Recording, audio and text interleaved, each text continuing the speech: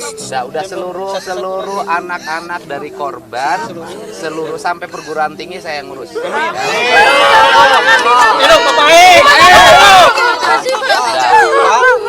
Dan nanti saya menyampaikan satu keluarga saya menyampaikan 50 juta ya. Deddy Mulyadi biayai hingga sarjana para anak korban ledakan amunisi Garut, beri santunan 50 juta rupiah. Gubernur Jawa Barat, Deddy Mulyadi, mengaku akan memberikan uang santunan 50 juta bagi setiap keluarga korban yang meninggal saat kejadian peledakan amunisi kedaluarsa di Desa Sagara, Kecamatan Cibalong, Kabupaten Garut, Jawa Barat.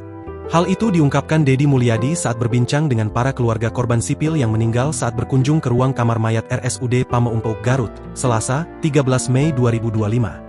Saya akan memberikan uang santunan 50 juta per keluarga korban, hari ini langsung diberikan ke tiap rumah keluarga korban, ucap Deddy kepada para keluarga korban disambut isak tangis. Deddy Mulyadi pun berjanji akan mengangkat seluruh anak para korban yang masih sekolah sebagai anak angkat, dan akan dibiayai sampai kuliah di perguruan tinggi. Deddy yang datang bersama Kapolda Jabar dan Pangdam Siliwangi pun meminta tim DVI Polri untuk segera memulangkan jenazah korban supaya bisa dipulasara oleh keluarga. Karena sesuai pengakuan keluarga, para korban ternyata selama ini bekerja membantu TNI AD dalam setiap peledakan amunisi kedaluarsa.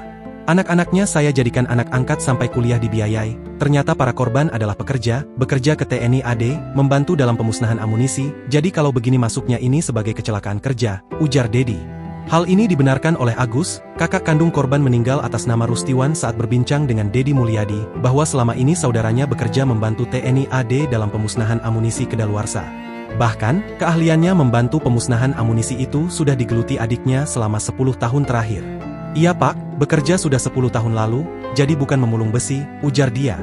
Sebelumnya, ledakan terjadi saat pemusnahan amunisi kedaluarsa TNI AD di Desa Sagara, Kecamatan Cibalong, Kabupaten Garut pada Senin, 12 Mei 2025, pagi.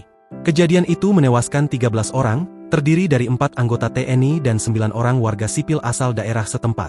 Ledakan diduga akibat detonator penghancur yang dipasang untuk meledakkan amunisi tersebut meledak duluan saat masih dipasang di sebuah lubang besar penghancur dekat pesisir pantai. Udah seluruh anak-anak dari korban, seluruh sampai perguruan tinggi saya ngurus.